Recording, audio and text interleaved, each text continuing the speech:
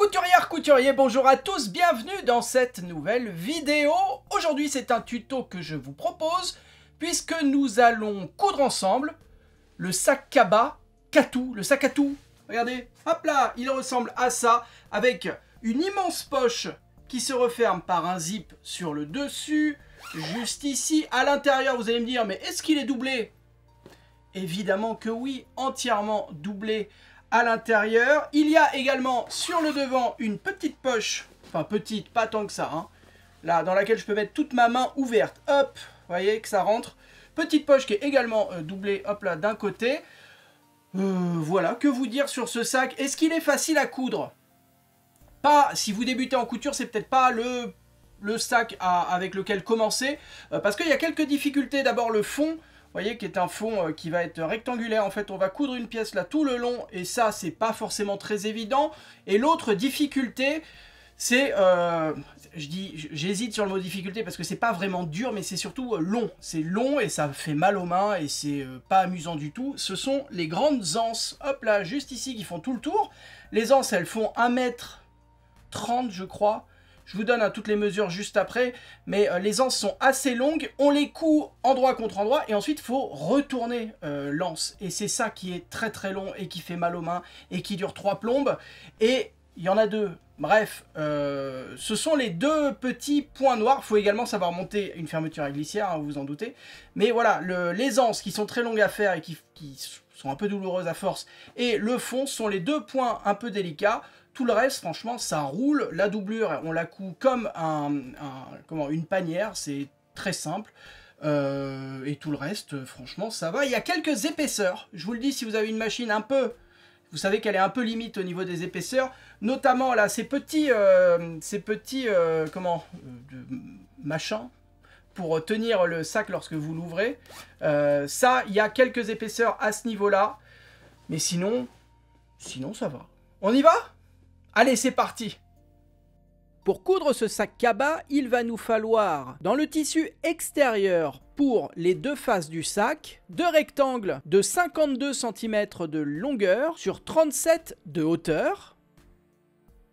Pour renforcer ces 2 faces, il va falloir découper dans du thermocollant 2 fois quasiment le même rectangle, mais on va retirer 1 cm de chaque côté. Ça va donc faire un rectangle de 50 cm de long sur 35 de hauteur.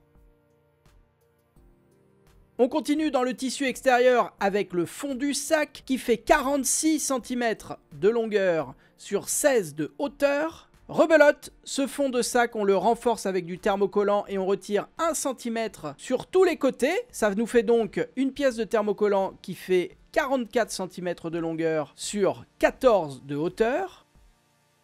Pour la poche, on va découper un carré de 24 cm de côté et on va découper ce carré dans le tissu extérieur ainsi que dans le tissu de doublure. Puis on passe aux anses. Les pièces des anses, il nous en faut 8. Elles font toutes 8 cm de largeur sur 68 de hauteur. Et enfin, dernière pièce dans le tissu extérieur, les 2 petites languettes que nous allons coudre de chaque côté qui font 5 cm et demi de largeur sur 11 de hauteur. On passe maintenant au tissu de doublure où nous allons découper les 2 faces à l'intérieur du sac. Elles font 52 cm de longueur sur 45 cm de hauteur. Et on termine avec de la fermeture à glissière. Là, c'est de la fermeture à glissière au mètre, mais n'importe quel type de fermeture fonctionne. Vous pouvez par exemple utiliser une fermeture à glissière pour un manteau. Ça sera assez joli d'avoir quelque chose d'assez gros. Et il vous en faut au moins 56 cm. Si vous n'avez pas eu le temps de noter les mesures, si vous avez des questions concernant le matériel que j'utilise, notamment le type de thermocollant, je vous ai mis toutes les références et des petits liens juste en dessous de moi dans la description de la vidéo, et je vous propose qu'on passe maintenant à l'assemblage, à la couture de ce sac. On commence ce tuto en entoilant les pièces extérieures. Donc je commence par le fond du sac, on positionne la pièce envers face à soi, et par-dessus on vient placer la pièce de thermocollant. On fait bien attention au sens, il faut que la partie collante, donc c'est celle qui brille, soit au contact du tissu. Vous placez la pièce bien au centre et avec votre fer à repasser et sans vapeur, vous venez presser chaque centimètre carré du thermocollant pendant 5 à 6 secondes et sans vapeur. Là, c'est pour la démonstration, hein. Le fer est froid, c'est pour ça que la pièce n'est pas thermocollée. Je vais aller thermocoller tout ça ensuite avec une centrale vapeur sur une grande table à repasser. On va entoiler exactement de la même façon les deux faces du sac dans le tissu extérieur. Vous positionnez votre pièce de tissu extérieur que vous retournez envers face à vous et par-dessus vous venez mettre la pièce de thermocollant bien au centre et rebelote avec votre fer à repasser mais sans vapeur, vous venez presser pendant 5 ou 6 secondes chaque centimètre carré de thermocollant et on fait ça une dernière fois avec l'autre face. Et on peut maintenant passer à l'assemblage. On va s'occuper de la poche. Vous placez la pièce de tissu extérieur de la poche endroit face à vous. Et par-dessus, endroit contre endroit, vous venez placer l'autre carré. Vous alignez bien les bords. Et à la machine à coudre, on va piquer le haut de la pièce, juste ici, à 1 cm du bord. Tant qu'on en est à préparer nos petites coutures, je vous propose de passer aux anses. Les anses, nous allons les assembler deux par deux. On place l'une des pièces de l'anse endroit face à nous et par-dessus, endroit contre endroit, on vient placer une seconde pièce. On aligne bien tous les bords et à la machine, nous allons piquer juste une des extrémités à 1 cm du bord. On recommence cette préparation pour les 6 autres bandes qui restent et on passe à la machine. À la machine à coudre, on va piquer avec le pied presseur standard à 1 cm du bord au point droit et on va débuter sa couture en faisant un point d'arrêt. Un point d'arrêt, c'est simplement une marche arrière suivie d'une marche avant à la machine à coudre et le fait que les points de couture soient piqués les uns sur les autres bloque les petits fils et évite qu'ils ne se défassent avec le temps et on va faire des points d'arrêt au début et à la fin de chaque couture dans ce tuto. Vous piquez tout le long et lorsque vous arrivez à l'autre extrémité, vous faites un point d'arrêt.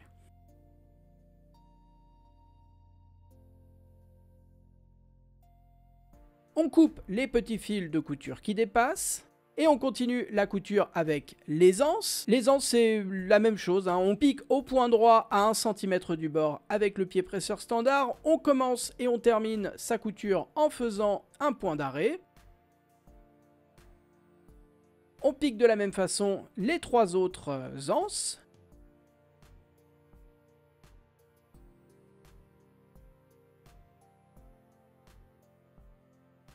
On coupe tous les petits fils de couture qui dépassent.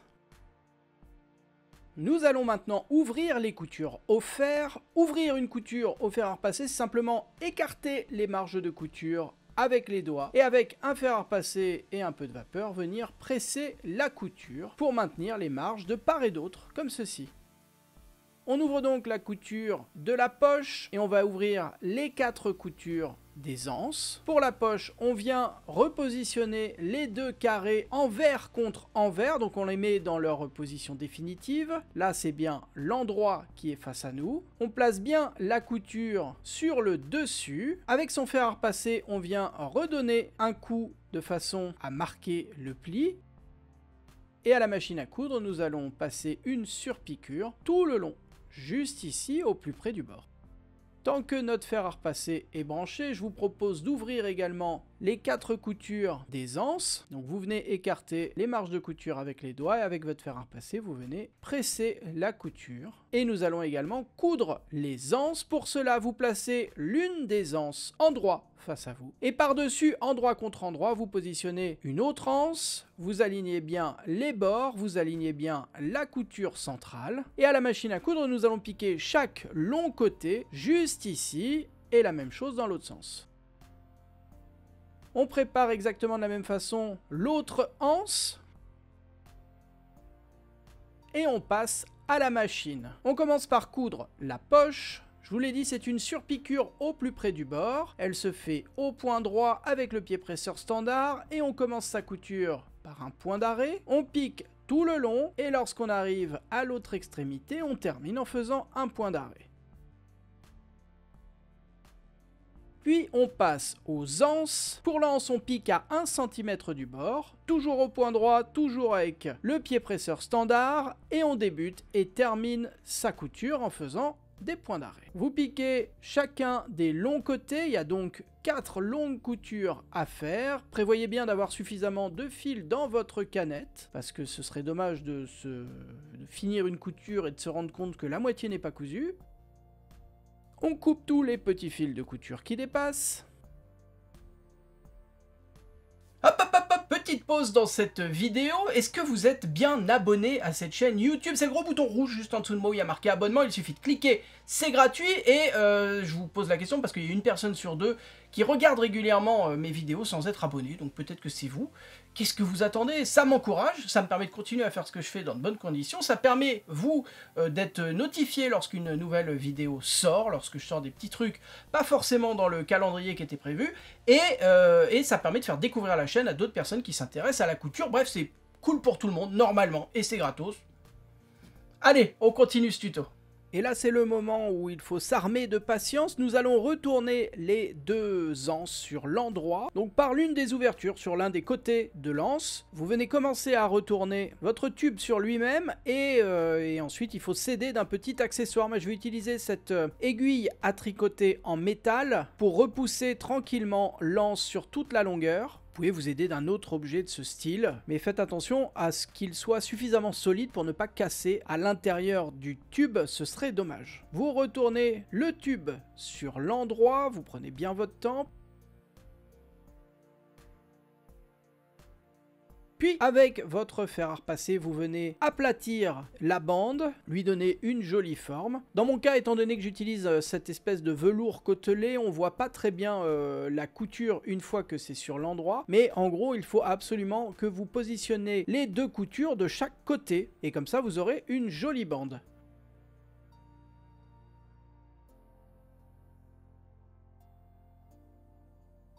On procède exactement de la même façon avec l'autre anse. Et nous allons maintenant nous attaquer aux faces de ce sac. Vous positionnez l'un des grands rectangles de tissu extérieur en droit face à vous. Avec une règle ou un mètre ruban comme moi, vous venez vérifier où se trouve le milieu du rectangle. Là, il est à 26 cm. Et vous venez placer la poche au beau milieu. Pour repérer le milieu de la poche et le positionner sur le milieu de la face extérieure, moi je replie ma poche comme ceci. Je viens aligner le milieu de la poche avec le milieu de la face extérieure. Hop, petite vérification de chaque côté pour m'assurer que la poche est bien centrée.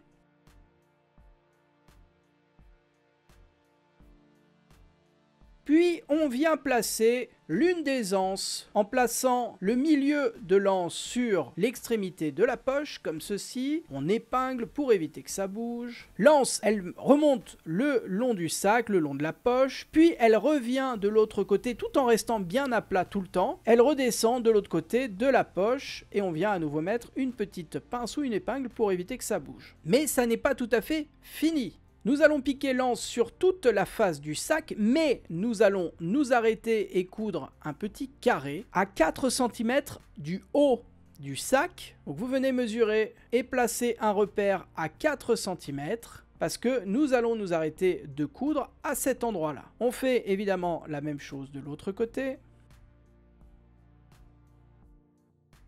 Et à la machine à coudre, on va piquer le long de l'anse juste ici, arriver au niveau de notre repère, faire un carré croisé et redescendre le long de la poche juste ici. Et évidemment, la même chose de l'autre côté de l'anse. On prépare à peu près de la même façon l'autre côté. La seule différence en fait, c'est qu'il n'y a pas cette fois de poche à coincer. Vous venez placer le milieu de l'anse à 13 cm du bord de votre face de sac. Comme tout à l'heure, l'anse reste bien à plat et redescend de l'autre côté également à 13 cm. Hop, vous voyez que là je suis pas tout à fait bien mis. Nickel. On met des petites épingles, on met des petites pinces. L'anse remonte bien droit, bien perpendiculaire au bord. Comme tout à l'heure, on met une petite, on fait un petit repère à 4 cm du haut du sac. Repère qui va nous servir à nous arrêter et à coudre un petit carré de renfort. Et on passe à la machine à coudre. À la machine à coudre, on pique au point droit, au plus près du bord de l'anse, en débutant et terminant ses coutures par un point d'arrêt. Vous piquez tout le long de l'anse jusqu'à arriver au niveau du repère à 4 cm du haut du sac. Et là, vous allez laisser l'aiguille plantée, relever le pied presseur, tourner votre ouvrage à 90 degrés, rabaisser le pied presseur et continuer la couture jusqu'à l'autre extrémité. Puis on recommence avec dans l'idée de coudre un carré avec une grande croix à l'intérieur. Pour cela, il n'y a pas 36 000 solutions. Je vous conseille de procéder comme moi, c'est-à-dire donc de redescendre, puis de retraverser à nouveau l'anse à 90 degrés. Ensuite, de partir en diagonale. Là, faites attention à bien arriver dans l'angle de l'autre côté. Repiquer le haut du carré, ça le renforcera d'autant plus, c'est pas mal. Repartir en diagonale cette fois de l'autre côté et redescendre tout le long de l'anse jusqu'au bout de cette dernière. On va coudre exactement de la même façon l'autre partie de l'anse, enfin l'anse mais de l'autre côté du sac. Et on va coudre encore une fois l'anse sur l'autre face du sac. On coupe tous les petits fils de couture qui dépassent. Et on va maintenant s'attaquer à la fermeture à glissière. Pour cela, vous choisissez l'une des faces du sac, peu importe laquelle, ça ne change pas grand chose, mais l'une des faces dans le tissu extérieur. Et par-dessus, vous venez placer votre fermeture à glissière endroit contre endroit. Vous voyez que la fermeture à glissière dépasse un petit peu de chaque côté, il y a 2,5 cm en gros qui dépasse de chaque côté, c'est normal. Vous venez épingler ou poser des petites pinces pour éviter que ça bouge. Par-dessus, endroit contre endroit, vous venez placer le grand rectangle de tissu de doublure. Vous faites coïncider les côtés du sac. Au niveau de la longueur, ça ne marchera pas parce que le tissu de doublure est plus long et c'est normal, mais dans la largeur du sac, ça fonctionnera parfaitement. Les deux tissus, les deux rectangles ont normalement la même dimension. Donc vous faites bien coïncider les bords, vous replacez les petites épingles ou les petites pinces pour bien saisir les trois épaisseurs, donc les deux épaisseurs de tissu et la fermeture à glissière. Et à la machine à coudre, on va piquer tout le long du zip, juste ici. Pour coudre une fermeture à glissière, on va utiliser un pied presseur spécial, il ressemble à ça. Et à la machine à coudre, on va piquer au point droit, au plus près des dents du zip, avec son pied presseur à fermeture à glissière. On débute sa couture en faisant un point d'arrêt. Et au bout d'un moment, vous allez vous retrouver bloqué par le curseur de votre fermeture à glissière. Vous laissez l'aiguille plantée, vous relevez le pied presseur. Et vous faites glisser, vous faites coulisser le curseur de votre fermeture à l'arrière de votre couture, là où vous avez déjà cousu. Si besoin, vous n'hésitez pas à faire pivoter votre tissu, votre ouvrage, pour mieux faire passer le curseur à l'arrière. Et une fois que c'est bon, vous rabaissez le pied presseur et vous continuez votre couture jusqu'à l'autre extrémité. Et vous terminez en faisant un point d'arrêt. On coupe les petits fils de couture qui dépassent. Nous allons maintenant fixer l'autre partie du sac sur l'autre côté de la fermeture à glissière, mais avant, on va faire passer le tissu de doublure et le tissu extérieur du même côté de la fermeture à glissière, comme ceci. On tend bien les deux tissus l'un sur l'autre.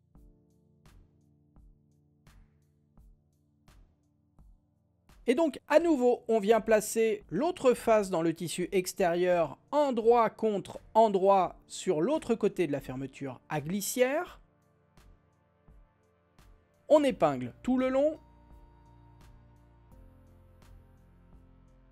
On retourne l'ensemble de l'autre côté et on vient placer endroit contre endroit le dernier rectangle de tissu de doublure. Encore une fois, on aligne bien les bords. Et à la machine à coudre, nous allons piquer tout le long, juste ici, au plus près des dents du zip. À la machine à coudre, on n'a rien touché. Au réglage, on est toujours avec le pied presseur à fermeture à glissière. On pique au point droit, au plus près des dents du zip, en débutant et terminant sa couture en faisant un point d'arrêt. On coupe tous les petits fils de couture qui dépassent. On vient maintenant placer le tissu de doublure et le tissu extérieur envers contre envers. On place en fait chaque partie du sac du bon côté de la fermeture à glissière et on vient tendre les tissus les uns avec les autres. En fait, l'idée là, c'est de dégager au maximum les dents du zip de façon à ce que le tissu extérieur et surtout le tissu de doublure ne viennent pas se prendre dans les dents du zip lorsque vous allez ouvrir et refermer votre sac. Donc on tend bien le tissu de doublure avec le tissu extérieur du même côté de la fermeture à glissière de façon à éviter que le tissu vienne se prendre dans les dents. On met des petites épingles si besoin et en fait nous allons passer une surpiqûre à la machine à coudre sur le tissu tout le long ici. Et la même chose de l'autre côté. À la machine à coudre, on est toujours au point droit, avec le pied presseur à fermeture à glissière. On pique sur le tissu, mais au plus près des dents, toujours. Et on débute et on termine nos coutures en faisant des points d'arrêt.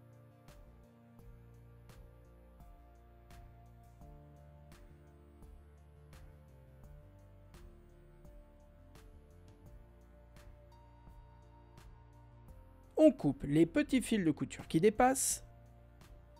Et vous devriez maintenant avoir ceci sous les yeux. On va commencer à former le sac. Pour cela, vous saisissez les deux parties du tissu extérieur qu'on vient positionner endroit contre endroit. On aligne bien les bords. On met des petites pinces pour éviter que ça bouge.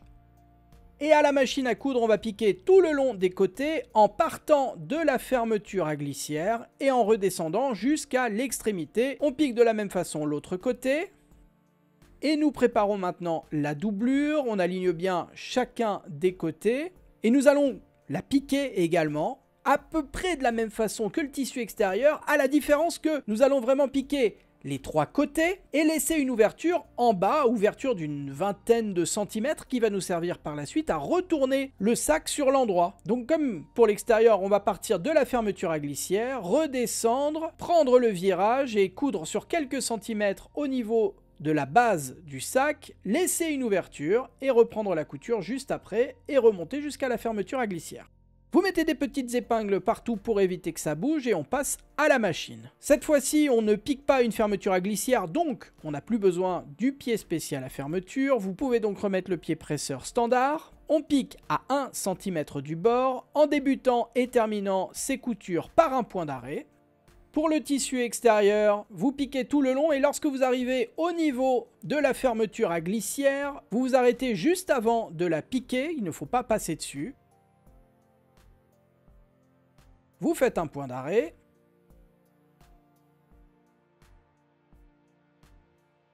Vous cousez exactement de la même façon l'autre côté du tissu extérieur. Et on passe à la doublure. Pour la doublure, on va commencer la couture au plus près de la fermeture à glissière en faisant un point d'arrêt. Vous redescendez tout le long du tissu de doublure jusqu'à arriver à 1 cm de l'extrémité. Vous laissez l'aiguille plantée, vous relevez le pied presseur, vous faites tourner votre ouvrage à 90 degrés, vous rabaissez le pied presseur et vous continuez la couture sur quelques centimètres et on n'oublie pas de laisser une ouverture au fond du sac d'une vingtaine de centimètres, donc on fait un point d'arrêt.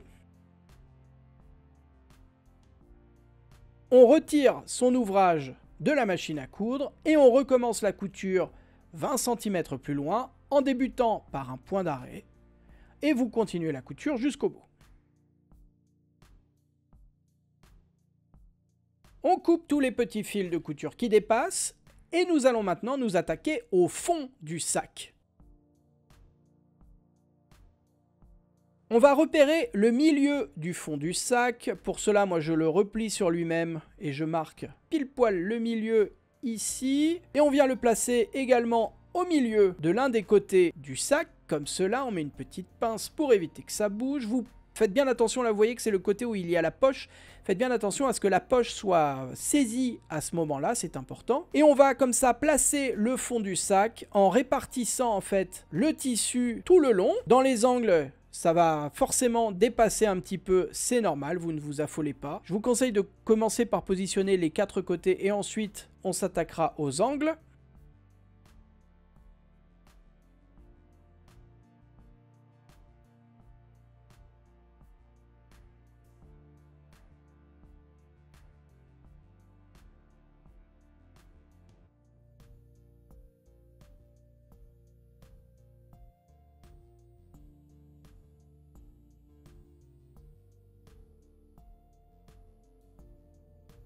Et à la machine à coudre, nous allons piquer tout le long, juste là, à 1 cm du bord. À la machine à coudre, on est donc avec le pied presseur standard, on pique à 1 cm du bord au point droit, en débutant et terminant sa couture par un point d'arrêt. Vous prenez bien votre temps, notamment dans les angles, pour éviter d'avoir une forme un peu bizarre à la fin. Faites bien attention à rester à 1 cm du bord, quoi qu'il arrive.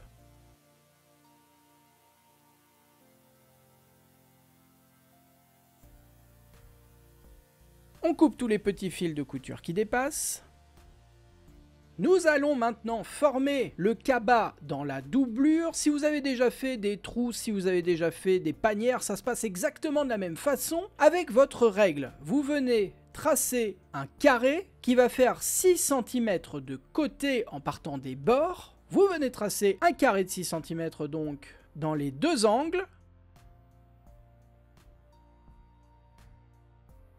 Et avec votre paire de ciseaux à tissu, vous venez retirer le tissu au niveau des marques que nous venons de faire.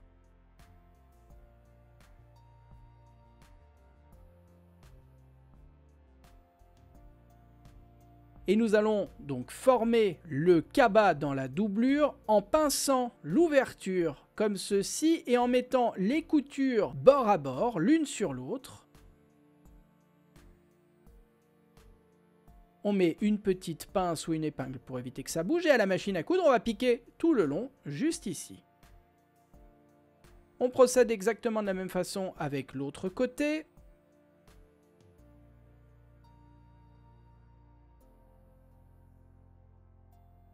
Et à la machine à coudre, on pique au point droit, à 1 cm du bord, avec le pied presseur standard. On débute et on termine sa couture en faisant un point d'arrêt.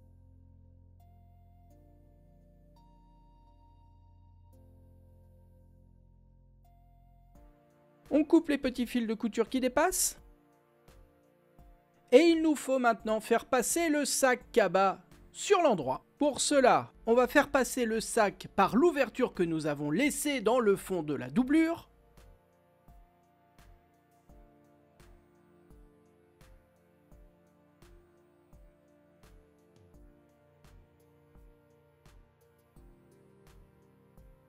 Et il va falloir refermer l'ouverture maintenant. Pour cela, il y a deux solutions. Soit vous faites un point invisible à la main. Moi, la couture à la main, c'est pas spécialement mon truc. Je vous propose donc, vu que cette partie sera au fond du sac, ça va être discret. Je vous propose de faire une surpiqûre tout le long de l'ouverture au point droit. Vous venez rentrer les marges de couture à l'intérieur de la doublure, mettre une petite épingle, une petite pince pour éviter que ça bouge. Et donc à la machine, on va surpiquer tout le long, juste ici.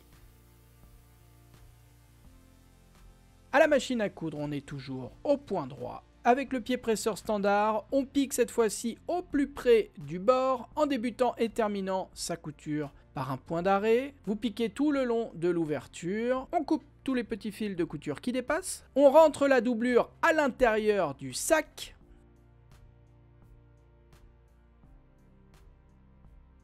Et nous allons maintenant nous attaquer aux petites languettes. Pour cela, vous placez l'une des languettes envers face à vous. Vous repliez sur 1 cm l'un des longs côtés. Et avec votre fer à repasser, vous venez presser le pli de façon à le marquer.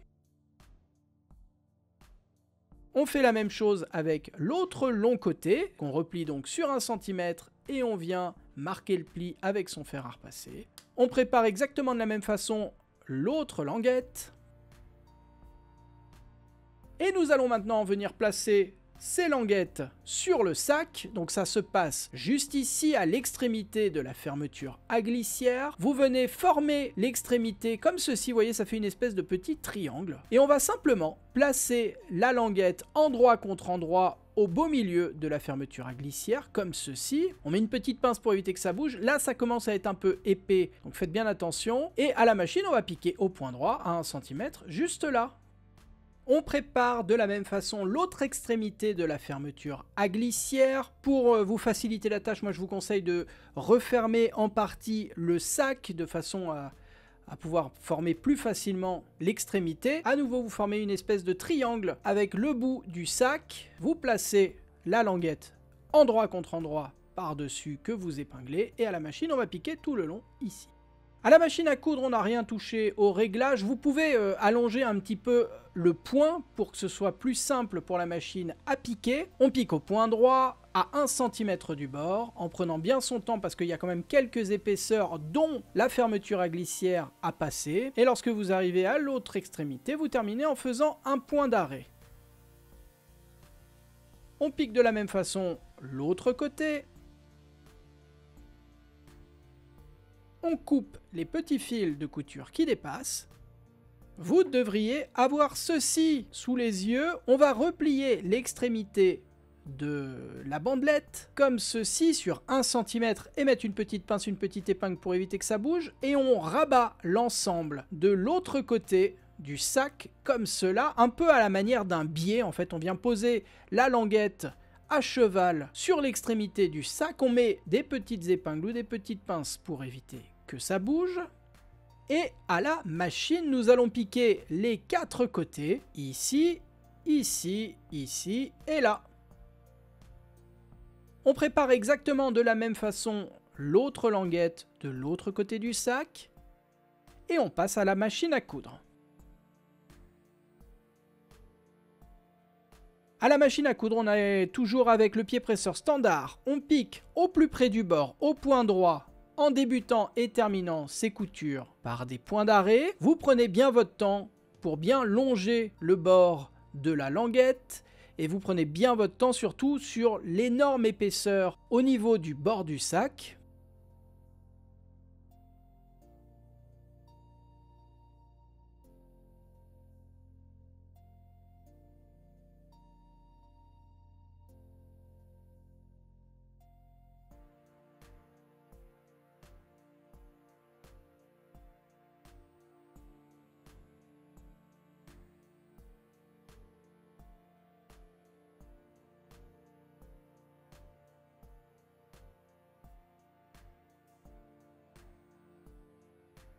On coupe tous les petits fils de couture qui dépassent.